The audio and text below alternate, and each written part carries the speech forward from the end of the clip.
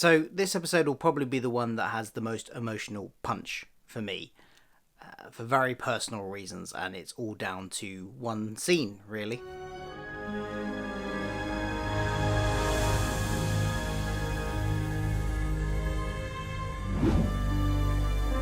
Hello, I'm Phil. Welcome to my channel where I talk about all the geeky pop culture that I love, including Star Trek. And I'm doing weekly reviews of Star Trek Picard here on the channel. So if you're down for that, then please do hit that subscribe button and join me every week while I review Star Trek Picard. We're really into the last sort of segment of the show now, aren't we? We're up to episode 7. It's called Nepenthe, and I'm going to give a little bit of my general feelings of it, non-spoilery, before I then go into a more spoiler section. I'll give you a warning before I get there. This episode kind of felt like one of two halves.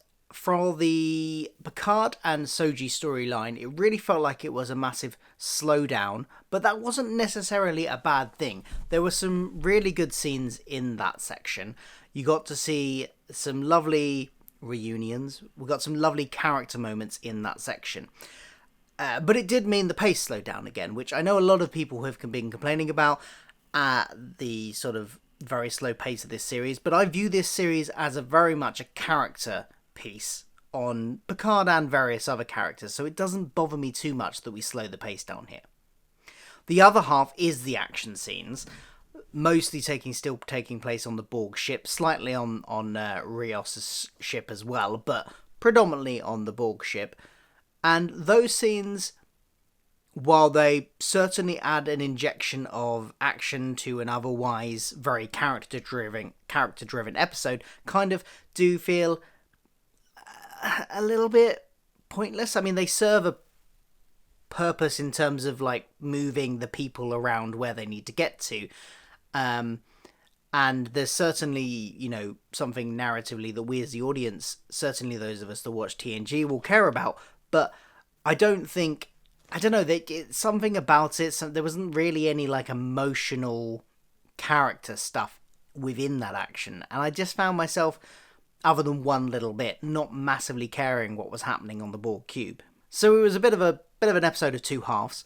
But the stuff that we did get where Picard and Soji was very good. We also get some more nice stuff with Agnes dealing with the repercussions of her actions in the past few episodes as well, so that's really nice to see as well. And that's kind of my general thoughts of the episode. It was a bit of a episode of two halves, and I kind of still enjoyed it most of all. And I will talk about this more in the spoiler section. The stuff with Picard, particularly, I don't think this may be a slight spoiler if you hadn't seen the trailers going forward to this bit, so I'll give you that warning. But this episode features the Rikers, Will Riker and Diana Riker, or Diana Troy. I don't know what surname she's decided to go with there, but it's got them both in it, and their daughter.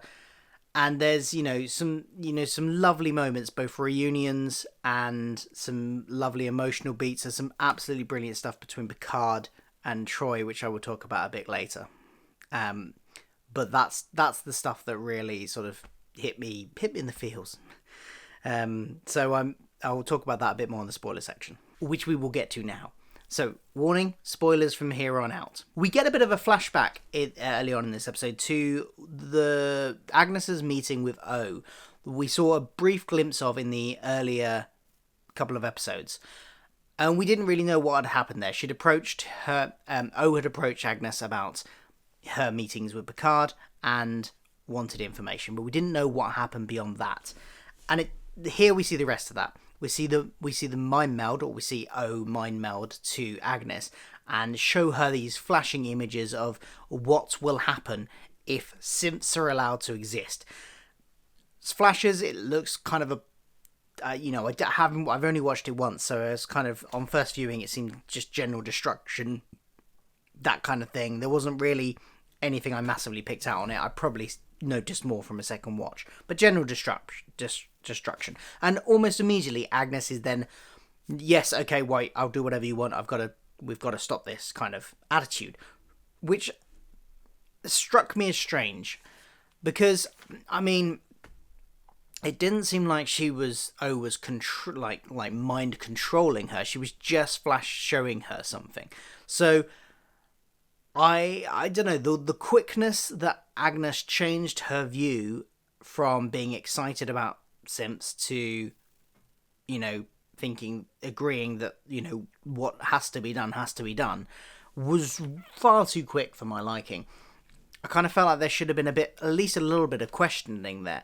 I'm not saying it, she should have pondered on it for months or anything, but even within that one scene, after seeing that, I kind of expected her to go, well, what was that? What did I just see? And have more questions. And she didn't have any. She just was like immediately, yes, I believe everything I've just seen, and I'm going to be straight on board with that and your agenda. Doesn't quite ring true, and I don't know if there's something more going on there, or if that was just sort of a little bit of lazy storytelling where they just felt they didn't have the time to do it, so they didn't bother. I don't know, but it kind of felt like we were missing a stage in her decision-making process there. We were left last week with a bit of a cliffhanger of what would happen to the Romulan guy. I always forget his name. It's always somebody I'm always forgetting his name. It used to be Soji, now it's the Romulan guy with the sword. Forgotten his name again. Him and Hugh. And we were left with a bit of a cliffhanger of what had happened to them last time.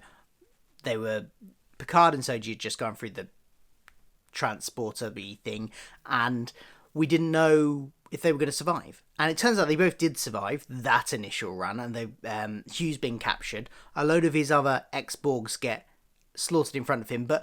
And I liked this. The Romulan woman didn't kill Hugh because it would breach the treaty. And I kind of like the fact that they were, she's absolutely sticking to it. She doesn't want an intergalactic war. So she's like, no, I'm sticking to the letter of this. I can't kill you. Later on, of course, that completely changes and he breaches the treaty, and therefore that gives her the right to try and kill him, apparently. So, but I like the fact that they brought that in, and that it kind of shows the sort of the unstable nature of the universe at that time and the galaxy at that time, that things are delicately on a sort of pin edge on what could happen in the universe and the galaxy. And they've got their agenda, they've got what their mission is to wipe out all simps, but they don't want to erupt the galaxy into all-out war. It kind of makes you feel like they are, at least in their minds, well, we know they think they're in the right. They think they're the good guys. And I think that could be interesting to explore further down the line. We are obviously on the side of Picard because he's our main character. He's our point of view. He's who we've grown up with. We are supportive of the Federation in general, and therefore their enemies feel like our enemies. But actually, from their point of view, their point of view kind of makes sense. It would to them anyway. They think they're saving the universe. So, if this was reversed, they would be the heroes of the Romulan Star Trek series, and it's just, I think it's going to be an interesting dynamic to explore later on. Although I will say that the character herself, Narek's sister, I forget her name too, she's a bit one-dimensional. She's a little bit, kind of feels like a 90s TV baddie, maybe somebody from the Next Generation style Romulans, where they didn't have that much to it. They were kind of like out and out just bad guys, and there wasn't much nuance in their character.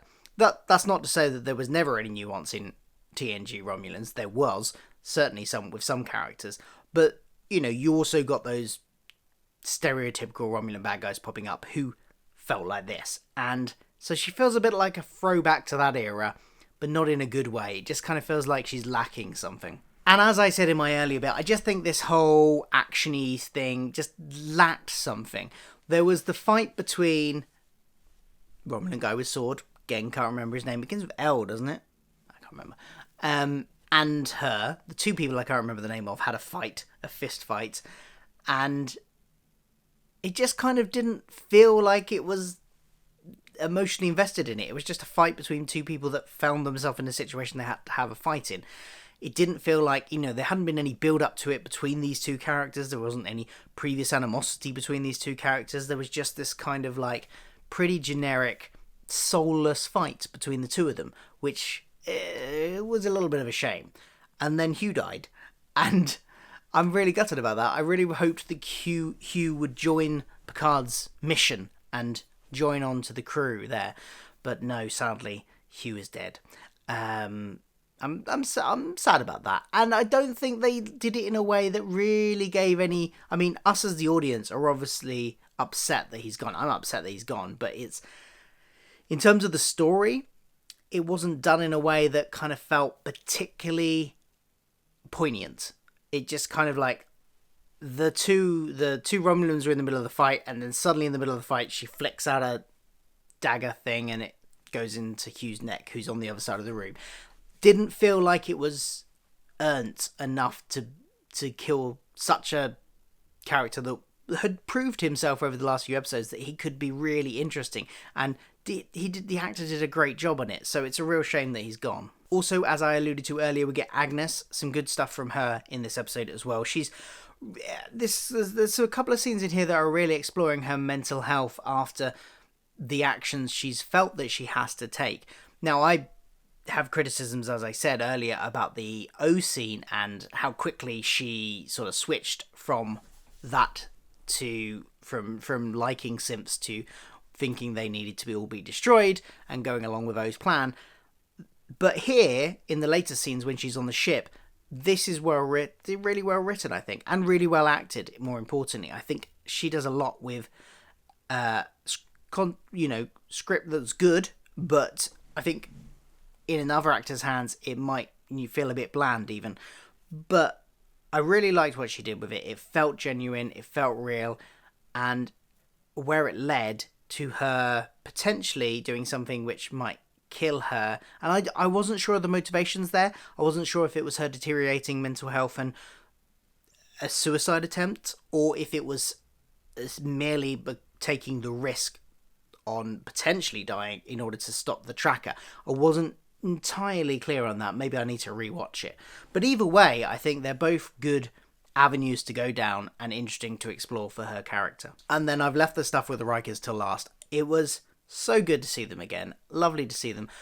We had a nice sort of trajectory with Picard and Will's relationship through the series and the movies, culminating in them, him being the best man at the wedding and doing the speech at the beginning, and that was lovely in Nemesis.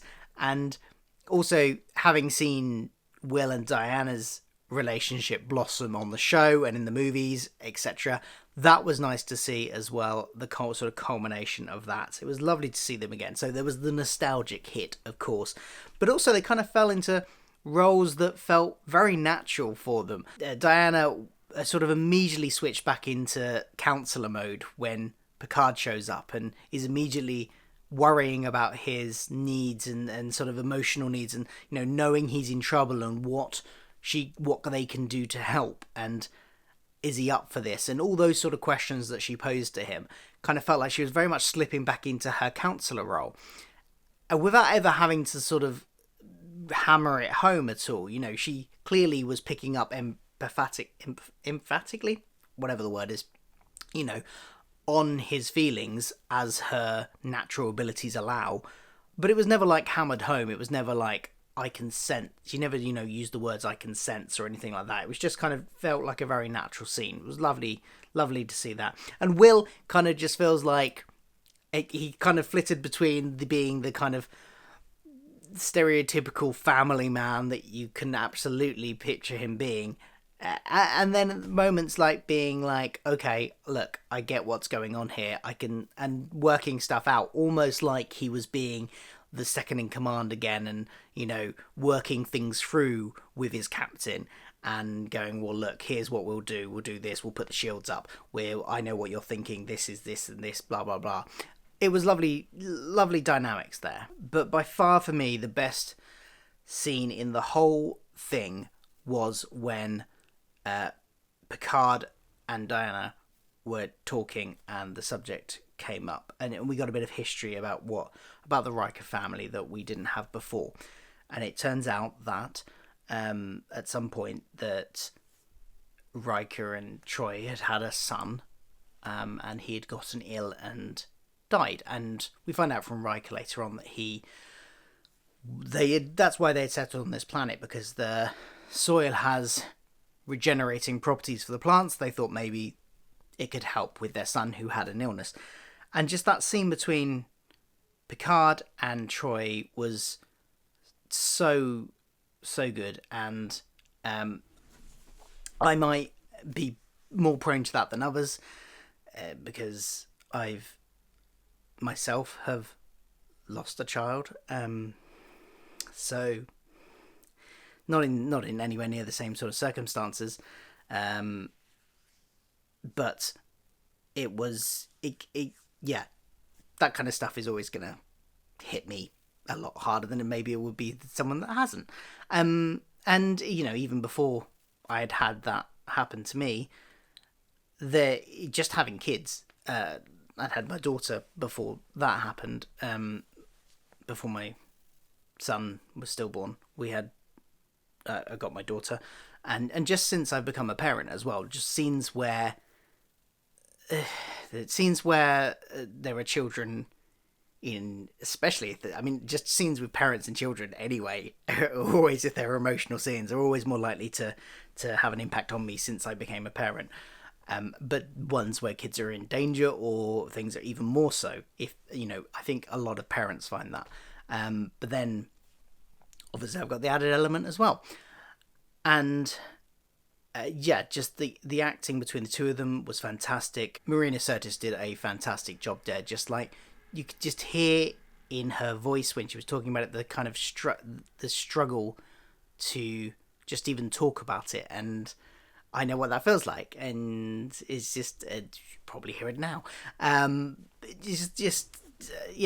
she just did a really good job. I don't really know what more to say about it, but that was probably the most emotional scene of the whole series so far for me personally. But that's for very personal reasons. I don't necessarily think everybody will have the same opinion on that as I do. But it was very well done, and it was a great scene. Their daughter, I had kind of mixed feelings about her. In some scenes I really liked her, and in other scenes I was like, a little bit annoying. And I couldn't really decide how I feel about her overall. I think I like her overall, but there was a couple of scenes where I just felt like she was being the exposition machine, kind of. She was kind of relaying all this past history of the things that Picard had done, that Data had done, all these things that were... And I kind of just felt like she just felt like a bit like an exposition machine in some places. But I also think she was used really well in addition to that in other bits. I think the actress that was playing her was great, all good on that front. I think she did a really good job. I like her friendship she struck up with Soji. If you've ever been around kids, or I kind of vaguely remember from when I was at that sort of age, that if I was in a room with a load of adults, but there was like a younger adult, more teenager adult, obviously as a kid you gravitate to them because they're, adults, proper old adults, boring, stuffy. Young adults, they're cool, they're, someone who's like 18, 19, they're the kind of adults, 20, whatever, they're the kind of adults that you want to hang around with as a 10-year-old, whatever she is. So that kind of made sense, and I liked the kind of parallels that, she brought there. They had a lot in common in a way. They'd both lost a sibling. Soji, obviously, fairly recently, but those kind of parallels were brought out quite nicely.